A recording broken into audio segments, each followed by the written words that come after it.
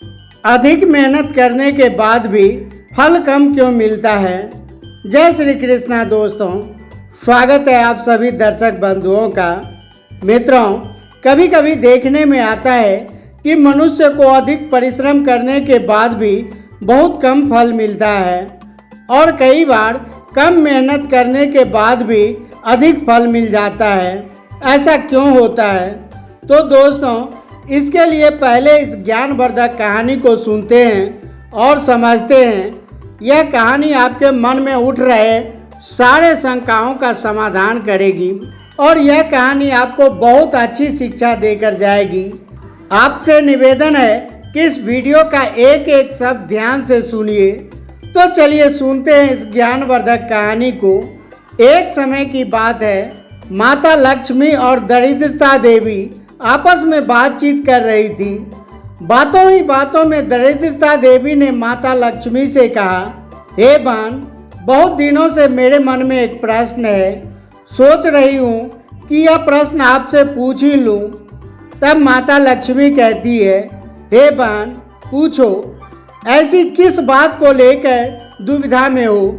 तब दरिद्रता देवी बोली, मेरी माँ को यह दुविधा है कि हम दोनों बहनें सुंदर में तो बराबर हैं, फिर भी लोग तुमको अधिक आदर सम्मान देते हैं। और देखो, मैं जब कहीं घूमने जाती हूँ तो मातम सा छा जाता है, उसकी प्रसन्नता लुप्त हो जाती है।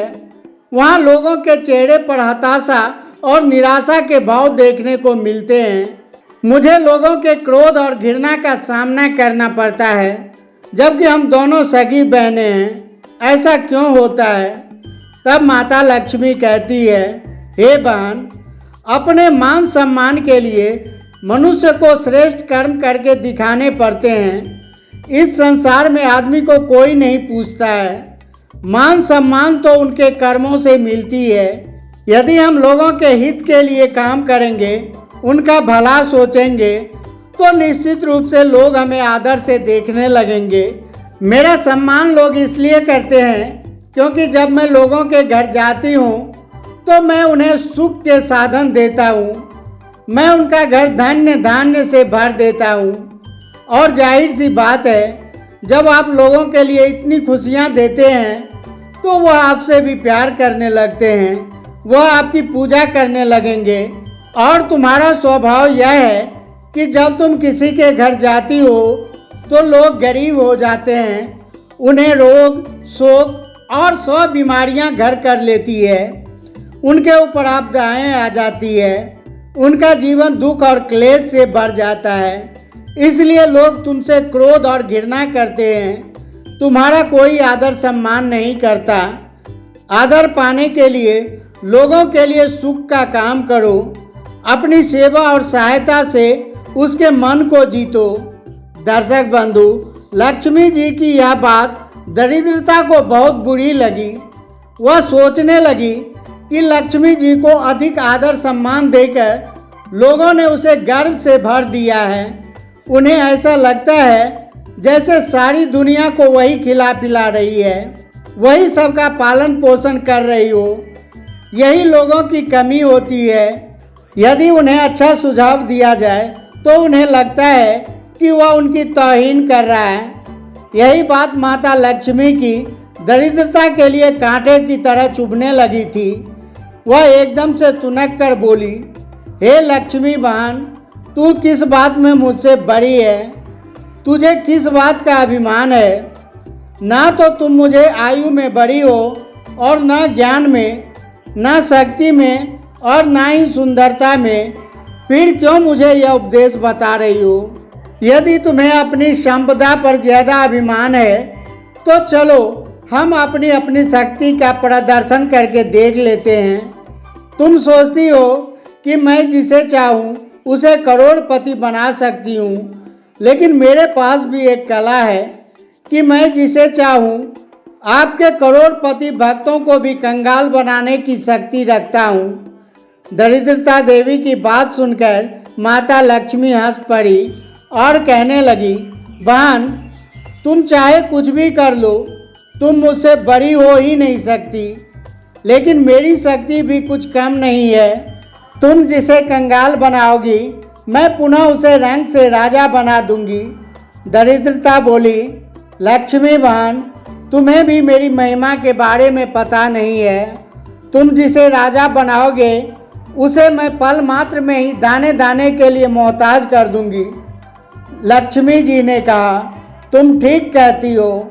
तुम जिसे चाहो उसे कंगाल बना सकती हो, पर मेरी कृपा का हाथ जिसके ऊपर रख जाए उसका तुम कुछ भी बुरा नहीं कर सकती हो। अगर तुम्हें अपनी शक्ति पर ज़्यादा ही अभिमान है तो कल तुम अपना भ्रम मिटा लो। अब तो मित्रों, दोनों के बीच स्पर्धा शुरू हो गई। अगले दिन दोनों बहनें किसी नगर के एक ब्राह्मण के घर पहुंची। वह ब्राह्मण रोजाना पूजा पाठ करने मंदिर में जाता था। वह माता लक्ष्मी का बड़ा भक्त था। दोनों बहनें उस ब्राह्मण पर अपना प्रभाव दिखाने वाले थे। दरिद्रता कहने लगी, हे बहन, अब आप इस ब्राह्मण पर मेरा प्रभाव देखना। मैं इसे दाने दाने के लिए किस तरह से मोहताज करती हूँ, जिसे देखकर तुम्हारा भी सिर शर्म से झुक जाएगा। इतना कहकर दरिद्रता तो चली गई, परंतु माता लक्ष्मी उसके क्रोध को देखकर, उसके अहंकार को देखकर खड़ी खड़ी मुस्कुराती रही। अगले दिन दोनों उस मंदिर में पहुंच गई जिसमें ब्राह्मण पूजा पाठ करने जाता था। मंदिर में जाकर उन्होंने साधारण स्त्रियों का वेश बनाकर मंदिर के द्वार पर जा बैठी। मंदिर पर पूजा करने वाले श्रद्धालु आने जाने लगे। मंदिर आने वाले सभी श्रद्धालु लोग उसे देखते तो थे, पर किसी ने उस तरफ ध्यान नहीं दिया। और यह तो आप जानते ही हैं कि मंदिर में दीन दुखी लोग अक्सर ही आते रहते हैं। उन्हीं लोगों के बीच कुछ देर बाद वह ब्राह्मण भी पहुंच जाता है जिनका उन्हें इंतजार था। दोनों बहनों की नज़र उस ब्राह्मण के ऊपर जम गई। ब्राह्मण ने मंदिर में पूजा पाठ किया और अपने घर की ओर लौटने लगा। तब दरिद्रता देवी बोली, लक्ष्मी बहन, तुम्हारा भक्त जा रहा है, अब तुम अपना चमत्कार दिखाओ।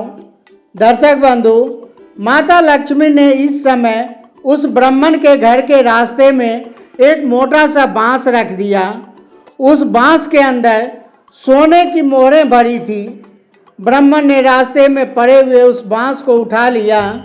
बांस को देखकर उस ब्राह्मण ने सोचा कि यह जरूर मेरे किसी काम आ जाएगा, मगर उसे कहाँ मालूम था कि बांस मोहरों से भरा हुआ है। ब्राह्मण ने बांस लेकर अपने घर की ओर चल दिया। रास्ते में उसे एक लड़का मिला। लड़के ने ब्राह्मण के हाथ में बांस देखकर सोचा, यह बांस तो बड़े ही काम का है, क्यों नहीं यह बांस ब्राह्मण से अपनी चारपाई के लिए मांग लें। यही सोचकर लड़के ने ब्राह्मण से बांस देने का आग्रह किया। ब्राह्मण ने भी सोचा कि यह बांस कौन सा मैं बाजार से लाया हूँ, लड़का मांगता है तो दिए देता हूँ।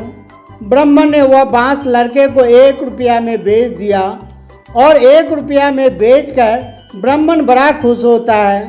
वह लड़का भी सोने की मोहरों से भरा हुआ बांस लेकर चला गया।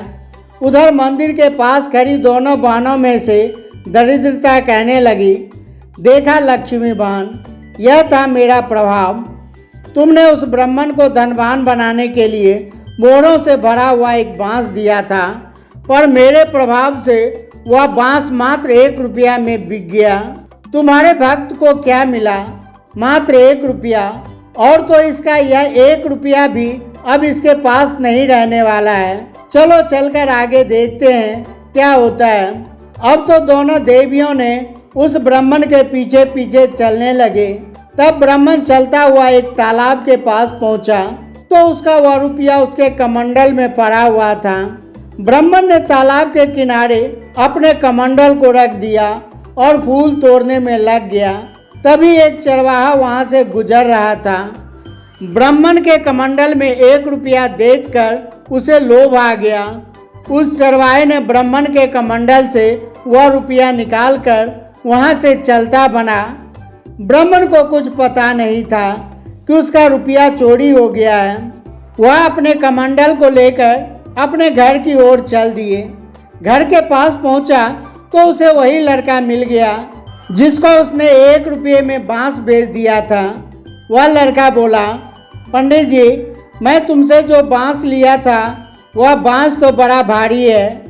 मेरे दादा ने कहा कि इस बांस को लौटाकर कोई हल्का बांस ले आना, इससे चारपाई ठीक नहीं बनेगी। इसलिए आप अपना बांस लौटा लीजिए, मैं बाजार से कोई और बांस ले आता हूँ और आप मेरा रुपया मुझे दे दीजिए। दर्शक बंधु, पंडित जी बांस तो ले लिया, पर उसका वह रुपया वापस करने के लिए जब उन्होंने कमंडल में देखा तो उनका रुपया नहीं था। पंडित जी बड़े हैरान थे कि आखिर कमंडल से रुपया कहाँ चला गया।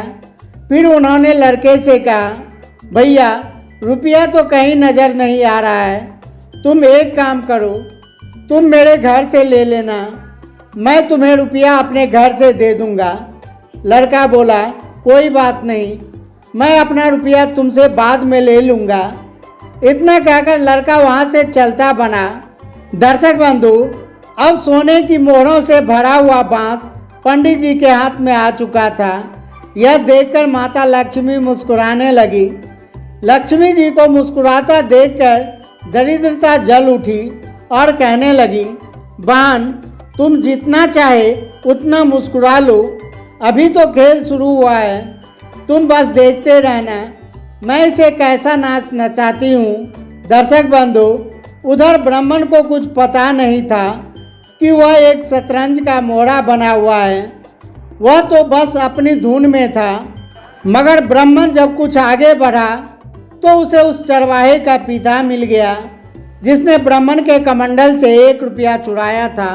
उसने पंडित जी को रोकते हुए कहा, महाराज मेरा लड़का बड़ा शैतान है, वह तुम्हारे कमंडल से 1 रुपया उठा लाया था, वह रुपया मैं तुम्हें लौटाने आया हूँ, हो सके तो उसे माफ़ कर देना। मैं अपने बच्चे की गलती की आपसे क्षमा मांगता हूँ। पंडित जी ने रुपया लेते हुए कहा, बच्चा से गलती बन गई होगी, कोई बात नहीं, बच्चा है, लोभ में आ गया होगा। इतना कहते हुए चरवाहे के पिता वहाँ से चला जाता है।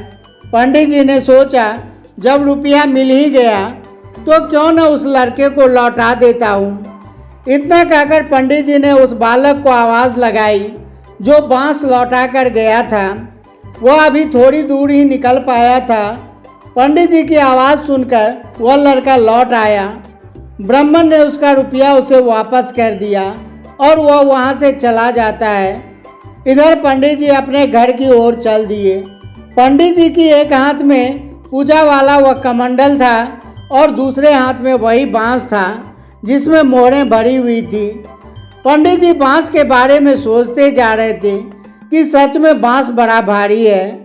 जब भारी है तो बहुत मजबूत भी होगा, इसे मैं अपने छत में लगा दूंगा, काफ़ी दिनों तक बल्ली की ज़रूरत नहीं पड़ेगी।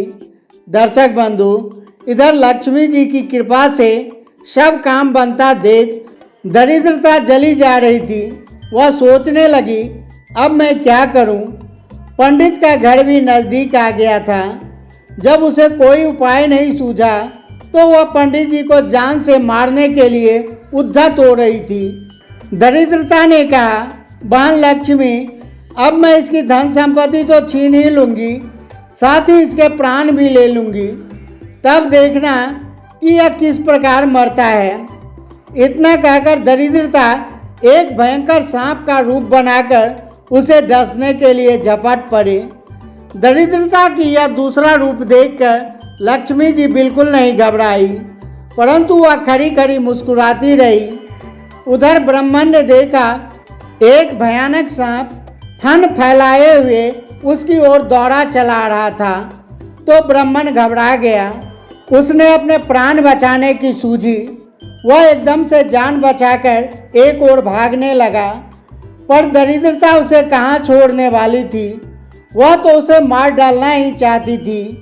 वह सांप ब्राह्मण के दाएं बाएं और पीछे दौड़ती जा रही थी। ब्राह्मण ने घबराकर उसके हाथ जोड़ लिए और बोला, हे नाग देवता, मैंने तुम्हारा कुछ नहीं बिगाड़ा है, तो मेरे पीछे क्यों पड़े हो? चुपचाप यहाँ से लौट जा। मैं एक गरीब ब्राह्मण हूँ, व्यर्थ में मुझे क्यों सता रहे हो? दर्शक बंधु, ब्राह्मण ने बहुत विनती की पर वह क्यों मानता। वह तो दरिद्रता थी, वह उसे मारकर ही दम लेना चाहती थी। अपने प्राणों पर संकट आया देख अपनी आत्मरक्षा के लिए उसी बांस से उस सांप के ऊपर दे मारा, जिसे लगते ही बांस टूटकर बिखर गया। बांस के अंदर जितनी मोहरें पड़ी थी वह सब खनखनाकर जमीन पर बिखर गए। इतनी सारी मोहरें देखकर ब्राह्मण की आंखें फटी की फटी रह गई। वह आंखें फाड़ फाड़ कर देखता ही रह गया। एक पल के लिए वह सांप का ध्यान ही भूल चुका था, लेकिन जैसे ही उसे सांप का ध्यान आया तो उसने देखा कि बांस की चोट से सांप की कमर टूट गई है। वह घायल होकर एक झाड़ी में छुपने के लिए चला गया था। इधर ब्राह्मण ने बिखरी हुई सारी मोहरें इकट्ठी की और बड़ा खुश हुआ। वह बार बार माता लक्ष्मी की जय जयकार कर रहा था। उन मोहरों के बारे में सोच रहा था कि आज तो मेरी सारी गरीबी दूर हो चुकी है। दर्शक बंधु, वह ब्राह्मण उन मोहरों को बांधकर अपने घर की ओर चला गया। उधर लक्ष्मी और दरिद्रता फिर बातें करने लगी। लक्ष्मी ने कहा, बहन सच सच बताना, अपनी बड़प्पन की बखान कर रही थी, मिली या नहीं। बड़प्पन किसी को देने में होता है, छीनने में नहीं होता। छीनने वाला कभी सुखी नहीं रहता। सुखी मनुष्य तो वही है जो दूसरों को खुशी देता है। खुशी छीनने वाला कभी बड़ा नहीं बनता। दोस्तों, अब बात करते हैं अधिक मेहनत करके भी लोग खाली हाथ क्यों रह जाते हैं। इसका कारण है कि मनुष्य के पूर्व जन्म में किए गए संचित कर्म। कुछ कर्म ऐसे होते हैं जिससे हमें उसका फल तुरंत नहीं मिलता है। वह अपना कर्म भविष्य में निर्धारित करते हैं और हमें लगता है कि हमें कम मेहनत में ही बहुत कुछ मिल गया है। और जिन कर्मों में कोई फल नहीं मिलता है उसके दो कारण हैं। पहले कारण फल भविष्य में मिलेगा और दूसरा कारण लक्ष्यहीन कार्य। जब हम लक्ष्य विहीन कार्य करते हैं तो कभी कभी हमें उसका फल मिल भी जाता है और कभी खाली हाथ भी रहना पड़ता है। लक्ष्य विहीन कार्य केवल आपको थकाता है, यह कुछ देता नहीं है। तो मित्रों, यह वीडियो आपको कैसी लगी? वीडियो को पसंद करना, लाइक करना और चैनल को सब्सक्राइब करना। मिलते हैं अगली वीडियो में एक नई ज्ञान चर्चा के साथ। आप सभी का बहुत बहुत धन्यवाद। जय श्री कृष्णा, जय श्री राम।